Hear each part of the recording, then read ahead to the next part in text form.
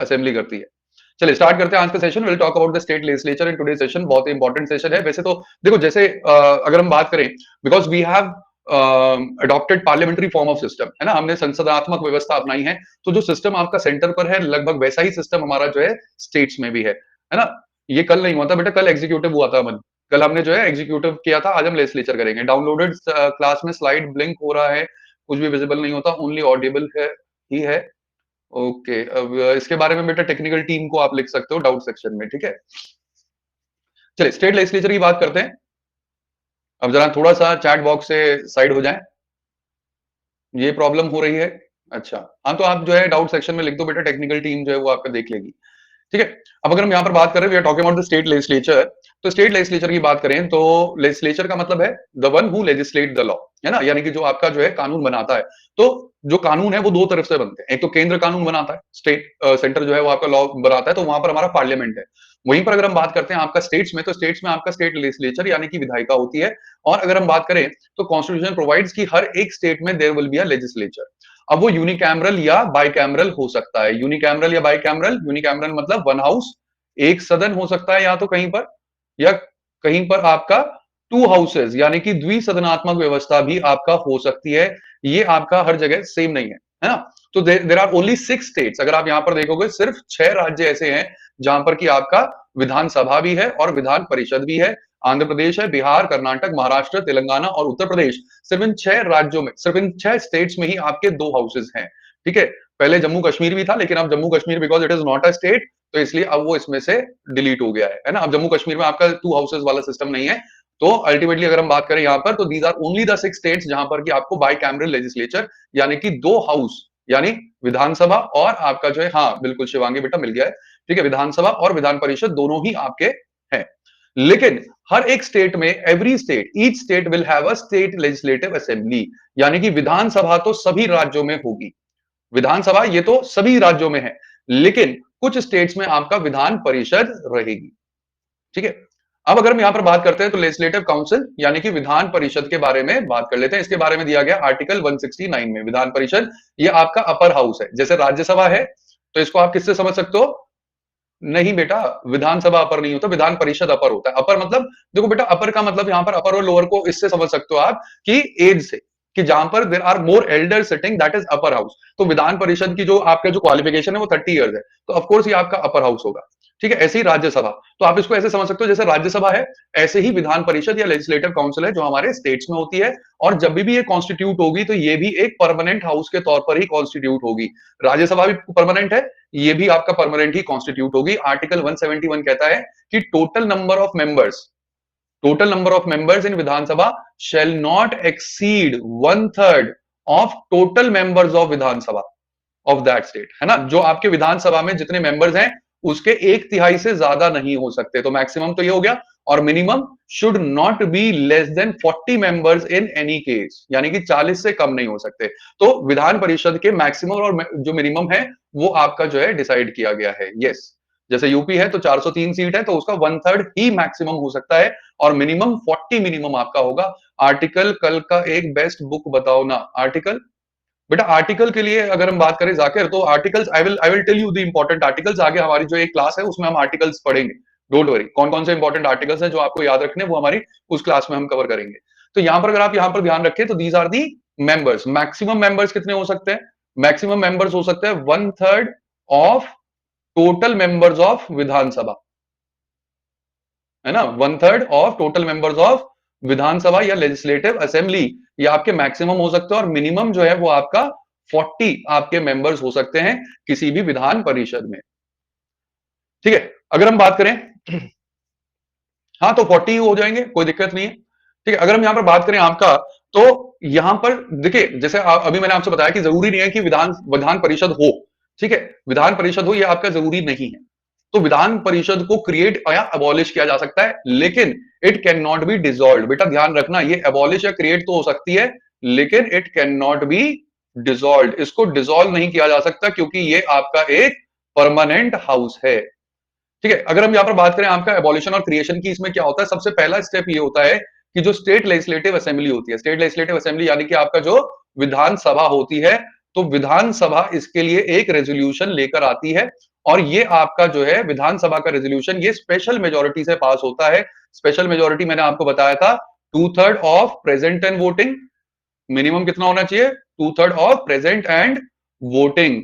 और साथ ही साथ ये क्या होना चाहिए? And more than 50% of total membership, है ना? More than 50% of total membership, यानी कि जितनी भी सदस्यता है उसका 50% से ज्यादा होना चाहिए। ये आपका स्पेशल मेजोरिटी होती है। तो स्पेशल मेजोरिटी से ये आपका पास होगा स्टेट लेजिस्लेटिव असेंबली से। ये आपका जो है स्पेशल मेजोरिटी से पास होकर उसके बाद फिर कहां जाता है? ये जो है पार्लियामेंट में चला जाता है। दूसरा स्टेप होता है पार्लियामेंट में जाना है। अबॉलिश और क्रिएशन की बात कर रहे हैं, ठीक है। अब अगर हम यहां पर बात करते हैं तो इसके बाद ये होता है जब वो कहा जाता है आपका पार्लियामेंट में चला जाता है स्टेट से।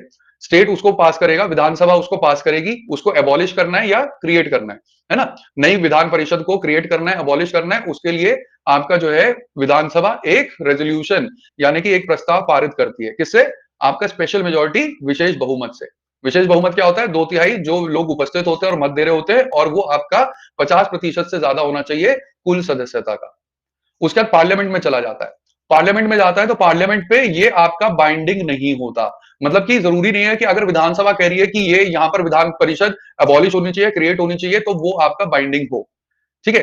अब अल्टीमेटली क्या होता है उसके बाद फिर जो है पार्लियामेंट जो है उसको क्या करती है? अगर पार्लियामेंट उसको पास करना चाहती है तो उसको क्या कर सकती है? It can pass bye simple majority. यानी कि आपका जो है सिंपल मेजोरिटी से कहने का मतलब है कि आपका जो है more than 50% of more than 50% of present and voting, यानी कि जो लोग उपस्थित है और मत दे रहे हैं उनका 50% से ज्यादा लोगों का मत से इसको पास अगर वो कर दे तो फिर विधान परिषद या तो एबॉलिश हो जाती है या फिर वो आपका क्रिएट हो जाती है, ठीक है। तो इस तरीके से आपका जो विधान परिषद एबॉलिश या क्रिएट हो सकती है। अब यहां पर एक क्वेश्चन आता है, बेटा क्वेश्चन ध्यान रखिएगा। क्वेश्चन ये आता है द पावर टू क्रिएट और abolish Vidhan Parishad lies with, यानी कि विधान परिषद को गठित करने की या उसको खत्म करने की जो शक्ति है वो किसके पास है? ए पार्लियामेंट, बी विधानसभा, ठीक है। अब यहां पर ऑप्शंस क्या होते हैं? ऑप्शंस यहां पर आप देख लो। ऑप्शन होता है only A, option B only B, option C both A and B, और ऑप्शन डी नाइदर, ठीक है। चलो अब मेरे को इसका आंसर देना कि इसका आंसर क्या होना चाहिए। What should be the right answer, ठीक है। देखते हैं कौन इसका आंसर दे रहा है। क्या होना चाहिए इसका आंसर? कि पावर टू क्रिएट और abolish Vidhan Parishad lies with, यानी कि जो विधान परिषद है उसको गठित करने की या उसको खत्म करने की शक्ति किसके पास है? संसद, विधानसभा, दोनों के पास है या फिर किसी के पास नहीं? तो मेरे को बताना इसका आंसर क्या होगा।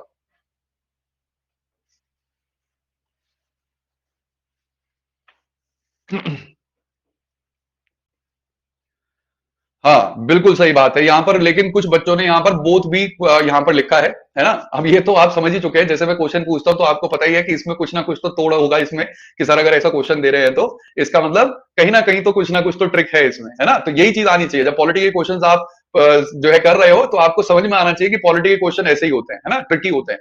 तो यहां पर देखो आप देख रहे हो कि भाई जो आपका रेजोल्यूशन आता है वो विधानसभा में आता है ना। लेकिन विधानसभा की ये जो चीज है दिस इज नॉट बाइंडिंग, है ना, it is not binding on the parliament. यानी कि जो अल्टीमेट पावर है वो पार्लियामेंट के पास है कि वो क्रिएट करे या एबॉलिश करे, ठीक है। जब तक पार्लियामेंट से रेजोल्यूशन पास नहीं होगा तब तक वो ना तो क्रिएट हो सकता है ना एबॉलिश हो सकता है। तो पावर किसके पास है? भाई विधानसभा ने जो रेजोल्यूशन पास किया स्पेशल मेजोरिटी से, वो सिर्फ एक रिकमेंडेशन है, ठीक है। It is just a recommendation. अगर हम बात करें ये क्या है, ये पहला स्टेप सिर्फ रिकमेंडेशन है कि हम ये रिकमेंडेशन दे रहे हैं। एक तरीके से आप इसको समझ सकते हो कि ये रिकमेंडेशन है कि आपने एक रिकमेंडेशन दे दी, स्टेट ने एक रिकमेंडेशन दे दी, हम चाहते हैं कि क्रिएट हो या एबॉलिश हो।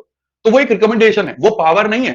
विधानसभा के तो पास पावर ही नहीं है। अगर उसके पास पावर होती तो वो अपने आप ही एबॉलिश या क्रिएट कर लेती। तो उसके पास पावर नहीं है। पावर किसके पास है? पार्लियामेंट के पास, कि विधानसभा से जब वो रेजोल्यूशन पास होकर जाएगा तब वो पार्लियामेंट से पास होगा। पार्लियामेंट से पास होने के बाद ही क्रिएशन या एबॉलिशन हो सकता है। समझ में आया? ठीक है, तो that is how it is created और एबॉलिश्ड। और इस तरीके के क्वेश्चंस में ये चीज ध्यान रखनी बहुत जरूरी है। जैसे मैंने कहा, अब मेरे साथ पॉलिटी के क्वेश्चंस कर करके आपको समझ में आ गया कि पॉलिटी के क्वेश्चन ट्रिकी होते हैं, है ना, बिल्कुल एक स्ट्रेट फॉरवर्ड नहीं होते। ठीक है, ऐसे ही पोल में क्वेश्चन करवाओ, अच्छा करवाएंगे, डोंट वरी। आप समझाओ और समझ ना आए, ये हो नहीं सकता। अच्छा, थैंक यू। पर पार्लियामेंट भी पार्टिसिपेट कर रही है ना सर? पार्लियामेंट, बेटा पार्लियामेंट का तो सारे पार्टिसिपेशन, पार्लियामेंट का ही तो सारा खेल है यहाँ पर। जो पावर है, जो अल्टीमेट अथॉरिटी है, जो आखिरी जो आपका अथॉरिटी है, वो किसके पास है? वो पार्लियामेंट के पास ही तो है। बिना पार्लियामेंट के तो ना तो वो क्रिएट हो सकती है, ना वो एबॉलिश हो सकती है ना नितिन? पार्लियामेंट बिना रिकमेंडेशन के पास कर सकता नहीं है, रिकमेंडेशन तो चाहिए, है ना? तो वो वहां से ही आपका जो है वो रेजोल्यूशन आता ही स्टेट से है, बिना रिकमेंडेशन के पार्लियामेंट पास नहीं करेगा। सिंपल मेजोरिटी बेटा यहाँ लिखा हुआ है, more than 50% of present and voting, यानी कि जो लोग आपका जो है उपस्थित है, मत दे रहे हैं, उनका 50% से ज्यादा मत, हाँ, करता करता पार्लियामेंट ही है। Pass from Vidhan Sabha, then in parliament also, Lok Sabha ज्यादा पावर कैरी करेगी, तो राज्यसभा से उसको एबॉलिश और क्रिएट करने में, बेटा वो तो हम पढ़ ही चुके हैं ऑफकोर्स, मतलब पावर ज्यादा लोकसभा की नहीं है, ठीक है। इट इज कंप्लीट पार्लियामेंट, ये एक ऑर्डिनरी बिल की तरह, ऑर्डिनरी रेजोल्यूशन की तरह आपका पास होगा, है ना? No, parliament can not directly abolish without resolution, resolution चाहिए ही चाहिए अभिषेक। यहाँ पर ये स्टेप है, बिना इस स्टेप के ये आपका क्रिएट या अबॉलिश नहीं हो सकता। पार्लियामेंट बाबा जी हैं, ठीक है।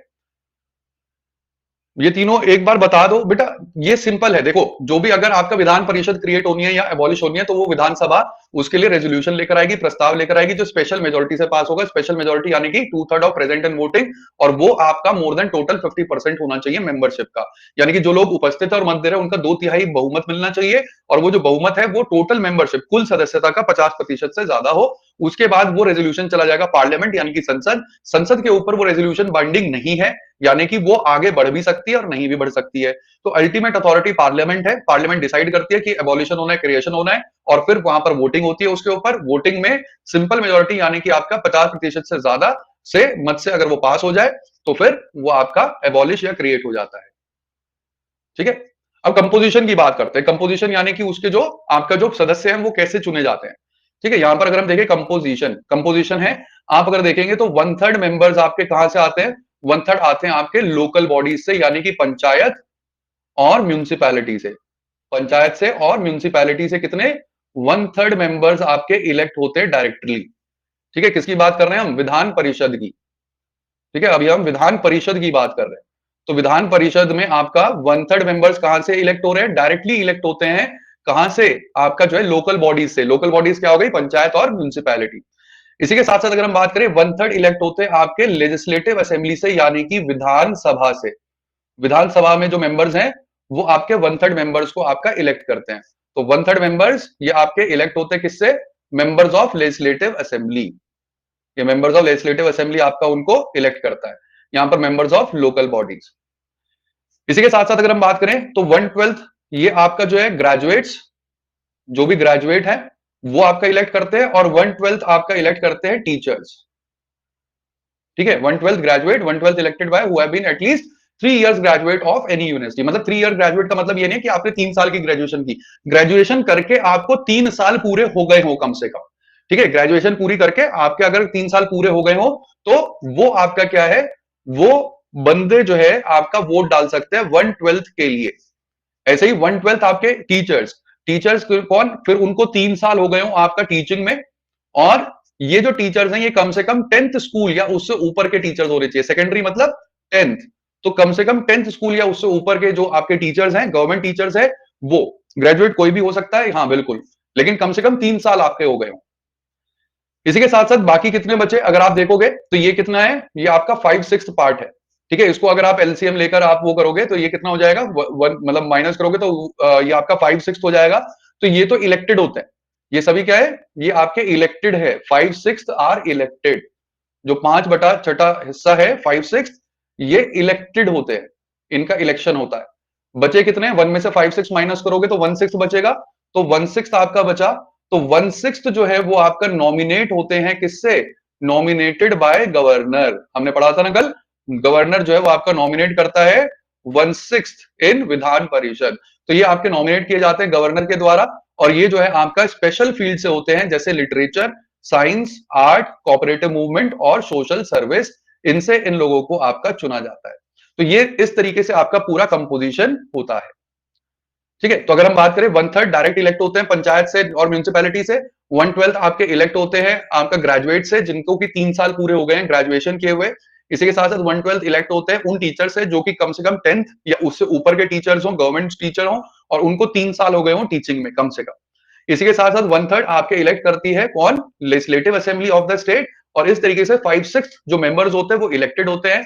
वहीं पर 1/6 जो रिमाइंडर है 1/6 वो नॉमिनेट यानी कि उनको जो है नामित किया जाता है, ठीक है, मनोनीत किया जाता है किसके द्वारा, आपका गवर्नर के द्वारा। और ये जो मनोनीत किए जाते हैं ये आपका literature, science, art, cooperative movement और सोशल सर्विस से हो सकते हैं। ठीक है, तो इस तरीके से आपका पूरा कंपोजिशन बनता है। अब अगर हम लेजिस्लेटिव असेंबली की बात करें, ठीक है, तो लेजिस्लेटिव असेंबली यानी कि विधानसभा, इसको विधानसभा कहा जाता है और जैसे आपका लोकसभा होती है ऐसी विधानसभा होती है, it is the lower house. बेटा लोकल बॉडीज यानी पंचायत और म्यूनिसिपैलिटी, ठीक है, लोअर हाउस यानी विधानसभा, ये आपका आर्टिकल 170 में दिया गया है और ये कहा गया है जो मैक्सिमम हो सकते हैं, it shall consist of not more than 500 members and not less than 60 members. यानी कि आपके जो इसमें मेंबर्स हो सकते हैं वो 500 से ज्यादा ना हो और 60 से कम ना हो, और यहां पर भी डायरेक्ट इलेक्शन होता है, जैसे लोकसभा का इलेक्शन होता है ऐसे विधानसभा का भी इलेक्शन होता है, डायरेक्ट इलेक्शन। अगर हम बात करें इसमें एक्सेप्शन है लेस देन 60 में, ठीक है, अगर हम लेस देन 60 की बात करें क्योंकि वहां पर पॉपुलेशन साइज ही ज्यादा नहीं है, तो इसलिए गोवा, मिजोरम, सिक्किम और पुडुचेरी इसमें आपका जो है लेस देन 60 मेंबर्स आपको इनकी लेजिस्लेटिव असेंबली या विधानसभा में देखने को मिलेंगे। साथ ही साथ अगर हम बात करें टर्म जो है उसका लगभग 5 साल होता है, लेकिन उससे पहले भी इसको डिसॉल्व किया जा सकता है, भंग किया जा सकता है, जैसे कि लोकसभा को। और जिस समय पर इमरजेंसी लागू होती है, नेशनल इमरजेंसी की हम बात कर रहे हैं, तो जब नेशनल इमरजेंसी लागू होती है उस समय पर आपका इसका टर्म यानी कि इसका जो टाइम पीरियड है वो एक बार में 1 साल के लिए एक्सटेंड हो जाता है, और not exceeding 6 months after emergency ceases, यानी कि जब इमरजेंसी खत्म हो जाए तो उसके बाद फिर आपका जो है 6 महीने के लिए ही वो एक्सटेंडेड रहेगा। ठीक है, हाँ, पुडुचेरी में भी आपका कम पॉपुलेशन, और पुडुचेरी वैसे यूटी है, it is a union territory, ठीक है, लेकिन फिर भी मैंने यहां पर आपका लिख दिया पुडुचेरी क्या है, ये आपका यूनियन टेरिटरी है, बाकी सब आपके स्टेट्स हैं, गोवा, मिजोरम, सिक्किम ये स्टेट्स है। ठीक है, ऑलराइट। अगर हम यहां पर बात करें आपका, तो जब हम बात कर रहे हैं किसकी, क्वालिफिकेशन की, तो क्वालिफिकेशन आप यहां पर देखोगे he should be citizen of India, है ना, कि ये क्या होना चाहिए, भारत के नागरिक होने चाहिए जो भी इनके मेंबर्स हैं। इसी के साथ साथ लेजिस्लेटिव असेंबली, असेंबली मतलब विधानसभा, तो विधानसभा के लिए जो एज है वो सेम है जो लोकसभा के लिए है, दैट इज 25 ईयर्स मिनिमम आपका होनी चाहिए, नॉट लेस देन 25। और वहीं पर अगर हम लेजिस्लेटिव काउंसिल की बात करें यानी कि विधान परिषद, तो इसके लिए वही एज है जो कि आपका राज्यसभा के लिए है, और यहां पर आपका एज जो है it should not be less than 30 years यहां पर दिया हुआ है। बाकी जो पार्लियामेंट जो भी क्वालिफिकेशन प्रिस्क्राइब करेगी वो क्वालिफिकेशंस इनकी होनी चाहिए। अब वेकेशन ऑफ सीट की बात करते हैं कि ये सीट कब जा सकती है ना, जो आपके स्टेट लेजिस्लेचर के जो मेंबर्स हैं इनकी सीट कब जा सकती है। तो सबसे पहले इंपॉर्टेंट बात तो ये, no person shall be member of both the houses, यानी कि कोई भी दोनों ही सदन का आपका सदस्य नहीं हो सकता है। अगर वो दोनों सदन का हिस्सा है, सदस्य है, या फिर वो पार्लियामेंट का भी सदस्य है, तो उस कंडीशन में उसे वो सारी मेंबरशिप छोड़नी होगी, वो सिर्फ एक ही सीट पर सदस्य रह सकता है। साथ ही साथ ऐसा भी नहीं कर सकता कि वो दो अलग अलग स्टेट में आपका जो है चुन लिया जाए, वो सिर्फ एक ही स्टेट में आपका रह सकता है। साथ ही साथ अगर वो हाउस से बिना परमिशन के एब्सेंट है 60 दिन से ज्यादा, तो फिर उस कंडीशन में उसको जो सीट जा सकती है। अगर वो कोई भी ऑफिस ऑफ प्रॉफिट आपका जो है किसी भी ऑफिस ऑफ प्रॉफिट पर है तो भी उसकी सीट जा सकती है। अगर वो अनसाउंड माइंड या अनडिस्चार्ज इंसॉल्वेंट है, यानी कि वो पागल है या फिर दिवालिया है, दिवालिया मतलब जिसके पास पैसा ही नहीं बचता, ठीक है, तो दिवालिया है तो भी उसकी जो है मेंबरशिप जा सकती है, या फिर किसी और कंट्री की मेंबरशिप वो ले ले, सिटीजनशिप ले ले तो भी, और या वो डिस्क्वालीफाई हो जाए। हाँ, ये तो सब में सेम है, ठीक है, लोकसभा में भी और राज्यसभा में भी। बेटा एक चीज यहां पर बस ध्यान रखनी है कि ये सारी जो डिस्क्वालिफिकेशन है वहां पर प्रेसिडेंट डिसाइड करते हैं, है ना, कोई दो जगह से इलेक्शन लड़ सकता है, लेकिन दो जगह से वो मेंबर नहीं बन सकता है।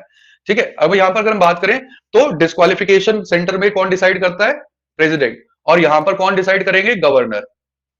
ठीक है, डिस्क्वालीफाई अगर किसी को करना है तो गवर्नर। लेकिन ये जो लास्ट वाला पॉइंट है 10th शेड्यूल वाला, अगर 10th शेड्यूल किसके लिए, एंटी डिफेक्शन लॉ, ठीक है, एंटी डिफेक्शन यानी कि दल बदल कानून के लिए है, तो इसको जो है presiding officer of the house decide कर सकता है। ठीक है, इसमें प्रिसाइडिंग ऑफिसर यानी कि अगर हम लोकसभा और विधानसभा की बात करें तो कौन होगा, स्पीकर। और वहीं पर अगर हम जो है राज्यसभा की बात करें और विधान परिषद की बात करें तो चेयरमैन वो इसका डिस्क्वालिफिकेशन कर सकते हैं on the basis of 10th schedule. बाकी सब में गवर्नर और प्रेसिडेंट करते हैं। तो यहां पर आप इनको कंपेयर कर सकते हो। देखिए, लेजिस्लेटिव असेंबली है और लेजिस्लेटिव काउंसिल है, ये विधानसभा विधान परिषद। तो विधानसभा जो है ये लोअर हाउस है और विधान परिषद आपका अपर हाउस है। जो आपका विधानसभा है इलेक्शन होता है, डायरेक्ट इलेक्शन होता है, जबकि विधानसभा में कुछ लोग इलेक्ट किए जाते हैं। 5/6 पार्ट आपका इलेक्टेड है और 1/6 पार्ट आपका नॉमिनेटेड है। इसी के साथ साथ टेन्योर की बात करें तो विधानसभा जो है नॉन परमानेंट हाउस है, जबकि आपका विधान परिषद परमानेंट है। डायरेक्ट इलेक्शन होता है विधानसभा के लिए, विधान परिषद में इनडायरेक्ट इलेक्शन होता है। मेंबर्स यहां पर आपके दिए हुए हैं मिनिमम और मैक्सिमम। विधानसभा में 500 और 60 होते हैं, जबकि आपका विधान परिषद में मैक्सिमम होते हैं। जो स्ट्रेंथ है विधानसभा का उसका 1/3 या मिनिमम होते हैं 40। मिनिमम एज आप यहां पर देख सकते हो 25 और 30। और प्रिजाइडिंग ऑफिसर यहां पर स्पीकर कहलाता है और यहां पर चेयरमैन कहलाता है। ठीक है, अब लिमिटेशंस क्या है, देखिए लिमिटेशंस, ठीक है, लिमिटेशंस की बात करें हम तो लिमिटेशंस आप यहां पर देखेंगे तो सबसे इंपॉर्टेंट तो ये है कि कुछ बिल्स ऐसे होते हैं जिनको कि आपका इंट्रोड्यूस करने से पहले प्रेसिडेंट के कंसेंट की जरूरत होती है। ठीक है, प्रेसिडेंट की कंसेंट लेनी पड़ती है। कुछ ऐसे आपके जो है बिल्स हैं जो कुछ मैटर्स पर। इसी के साथ साथ अगर हम बात करें reservation of bill bye governor, तो गवर्नर जो है वो आपका रिजर्व कर सकता है किसी भी बिल को प्रेसिडेंट के सिग्नेचर के लिए, और वो फिर तभी कानून बन सकते हैं जब राष्ट्रपति उन पे साइन कर दे। इसी के साथ साथ राज्यसभा भी कुछ आपका लिमिटेशंस इंपोज कर सकती है। और नेशनल इमरजेंसी के दौरान पार्लियामेंट किसी भी सब्जेक्ट पर कानून बना सकती है। नेशनल इमरजेंसी अगर है तो पार्लियामेंट जो है वो आपका स्टेट लिस्ट पर भी कानून बना सकती है, लेकिन ऐसा कानून सिर्फ इमरजेंसी तक आपका रहता है। जब इमरजेंसी हट जाती है तो उसके बाद 6 महीने तक वो लागू रह सकता है, उसके बाद वो हट जाता है। ऐसी अगर हम बात करें तो जब आपका कॉन्स्टिट्यूशनल इमरजेंसी है यानी कि प्रेसिडेंट रूल, राष्ट्रपति शासन लागू है आर्टिकल 356 में, तो उस कंडीशन में जो पार्लियामेंट है उसके पास पावर आ जाती है कि वो किसी भी स्टेट के लिए जो है लॉ बना देती है। और डिस्क्रिशनरी पावर हमने कल पढ़ी थी गवर्नर की, तो डिस्क्रिशनरी पावर भी जब जब भी गवर्नर अपने स्वैच्छिक निर्णय से कार्य कर रहा है, अपनी डिस्क्रिशनरी पावर को यूज कर रहा है, तो वो भी क्या है, एक वो लिमिटेशन है आपका स्टेट लेजिस्लेचर के ऊपर।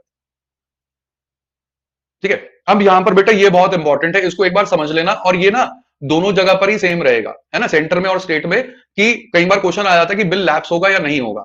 ठीक है, जब भी कोई बिल आता है, ठीक है, जब भी कोई बिल आता है तो आपको पता ही है, अब मैंने आपको बता दिया कि जो लोकसभा है वो सेंटर में है, वहीं पर राज्यसभा आपका ये भी सेंटर में है। इसी के साथ साथ लोकसभा इसको आप कंपेयर कर सकते हो किससे, विधानसभा से। ठीक है, अब आप इनको कंपेयर कर सकते हो, तो जब हम यहां पर पढ़ेंगे तो आप इसको समझते चलना। ठीक है, और यहां पर आप विधान परिषद से आप कंपेयर कर सकते हो, मतलब राज्यसभा को आप कंपेयर कर सकते हो विधान परिषद से। ऐसे ही गवर्नर और प्रेसिडेंट, है ना, तो गवर्नर तो स्टेट में होगा, प्रेसिडेंट आपका जो है सेंटर में होगा। ओके, अब यहां पर देखिएगा क्या होगा। देखिए, जो लोकसभा है या फिर आपका विधानसभा है, इनको डिसॉल्व किया जा सकता है ना, ये आपका भंग की जा सकती है 5 साल से पहले भी। तो अगर ये भंग हो जाती है तो फिर क्या होता है, जो बिल्स होते हैं उनका क्या होता है। तो बिल अगर पेंडिंग है असेंबली में, हाँ, प्राइम मिनिस्टर और सीएम वो आपका को टर्मिनस है। तो अगर हम बात करें अगर असेंबली में, असेंबली मतलब विधानसभा में, है ना, असेंबली क्या है, विधानसभा। तो अगर विधानसभा में कोई भी बिल आपका पेंडिंग है, चाहे वो वहां पर ओरिजिनेट हुआ है, चाहे वो ट्रांसफर होकर आया विधान परिषद से, है ना, तो उस कंडीशन में वो लैप्स हो जाएगा, यानी कि वो आपका खत्म हो जाएगा जब विधानसभा डिसॉल्व होगी। ऐसे ही अगर बिल जो है वो आपका असेंबली ने पास कर दिया, विधानसभा ने पास कर दिया, पास होकर वो चला गया विधान परिषद, तो भी वो लैप्स हो जाएगा अगर विधानसभा आपका भंग हो जाती है। ऐसे ही अगर हम बात करें बिल पेंडिंग है काउंसिल में, काउंसिल मतलब विधान परिषद, ठीक है, अगर वो काउंसिल में पेंडिंग है लेकिन वो आपका जो है विधानसभा तक नहीं गया और विधानसभा उससे पहले ही भंग हो गई, तो फिर जो बिल है वो आपका लैप्स नहीं होगा, यानी कि वो खत्म नहीं होगा। बिल दोनों ने पास कर दिया, विधानसभा और विधान परिषद ने, लेकिन वो एसेंट के लिए गया हुआ है। ठीक है, एसेंट के लिए गया है, चाहे वो गवर्नर के एसेंट के लिए गया है, चाहे वो आपका प्रेसिडेंट के एसेंट के लिए गया है, किसी के भी आपके सिग्नेचर के लिए गया है, तो भी वो आपका लैप्स नहीं होगा अगर दोनों से पास होकर वो सिग्नेचर के लिए चला गया है। वहीं पर दोनों से पास हो गया और उसके बाद एसेंट का मतलब है उनके सिग्नेचर, हस्ताक्षर। ठीक है, उसके बाद जो प्रेसिडेंट है उसने या गवर्नर ने उसको वापस कर दिया रिकंसिडरेशन के लिए, तो भी वो लैप्स नहीं होगा। तो इन दो कंडीशन में वो लैप्स हो जाता है। ठीक है, जब आपका जो है अगर हम बात करें बिल कोई पेंडिंग है, कहां पर, असेंबली में, ठीक है, चाहे लोकसभा में। तो ये चीज आप यहां पर देखेंगे, तो उस कंडीशन में, इन दो कंडीशन में ये आपका लैप्स होता है, अदरवाइज ये आपका लैप्स नहीं होता है। लैप्स का मतलब होता है खारिज हो जाना, खत्म हो जाना। ठीक है, ऑलराइट। हाँ, यूनियन और स्टेट में दोनों में होता है, इसलिए मैंने यहां पर लिख भी दिया है विधानसभा और लोकसभा। अगर यहां पर अगर हम बात करें किसकी, अगर हम बात कर रहे हैं आपका सेंटर की, तो यहां पर असेंबली की जगह लोकसभा आ जाएगी और काउंसिल की जगह आपका जो है राज्यसभा आ जाएगी। ओके, तो अगर हम यहां पर बात करें, बिल अगर पेंडिंग है आपका किसमें, असेंबली में, बिल अगर पेंडिंग है आपका असेंबली में, तो उस कंडीशन में क्या होगा कि वो लैप्स हो जाएगा। अगर बिल पास हो गया असेंबली से और वो पेंडिंग है राज्यसभा, वो विधान परिषद में, तो भी वो आपका लैप्स हो जाएगा। बाकी और किसी कंडीशन में वो लैप्स नहीं होता। अब प्रिविलेजेस की बात करें, ये प्रिविलेजेस भी बेटा दोनों की हैं। ठीक है, दोनों की हैं। आपका आपका जो है सेंटर में भी यही प्रिविलेजेस है और स्टेट में भी यही प्रिविलेजेस हैं।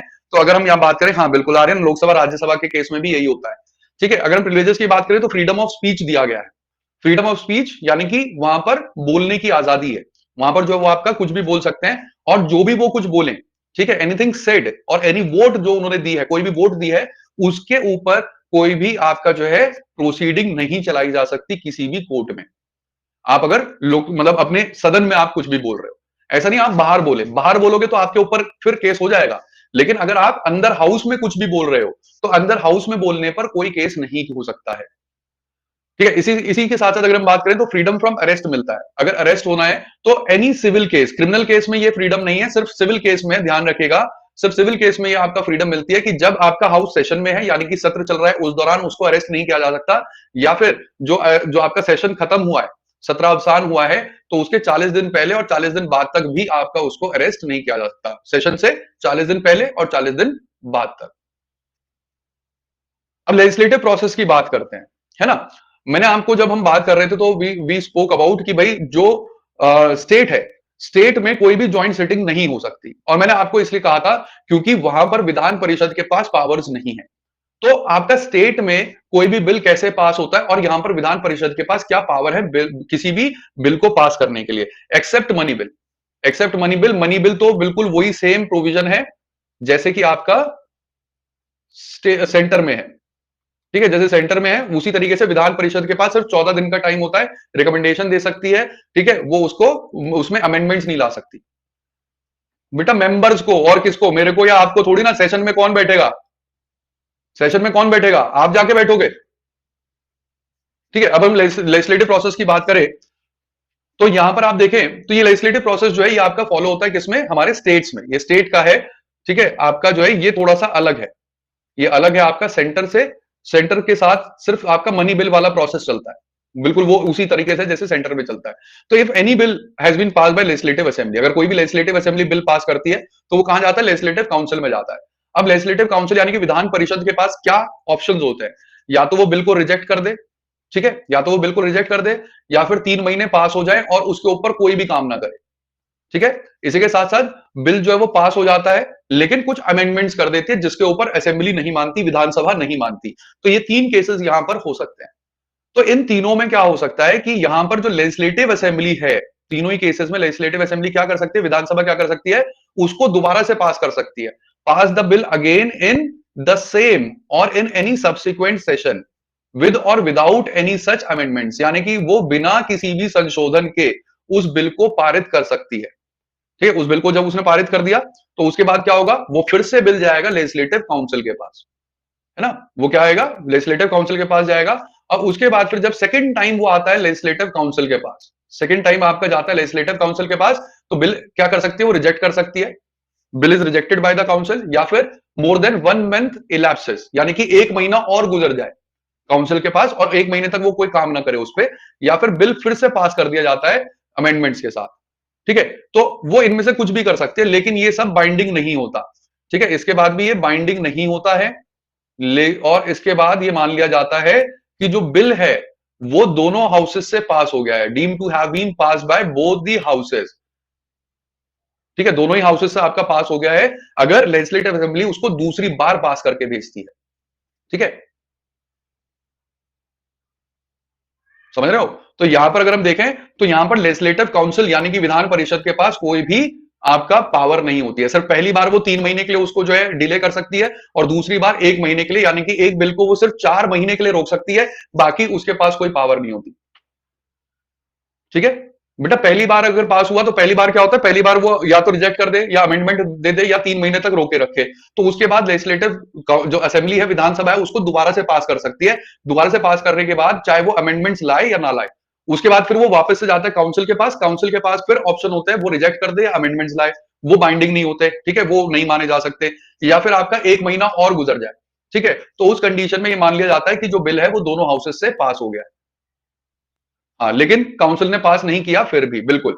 अमन ऐसा इसलिए होता है, ठीक है, कि काउंसिल ने पास नहीं किया क्योंकि काउंसिल के पास कोई यहां पर राइट्स नहीं है, कोई पावर नहीं है। रिजेक्ट कर दे उसके बाद भी दोबारा पास हो सकता है, या दोबारा से वो पास हो चुका, ठीक है। अगर वो अपने पास रखती है तो यही होगा। आज इतनी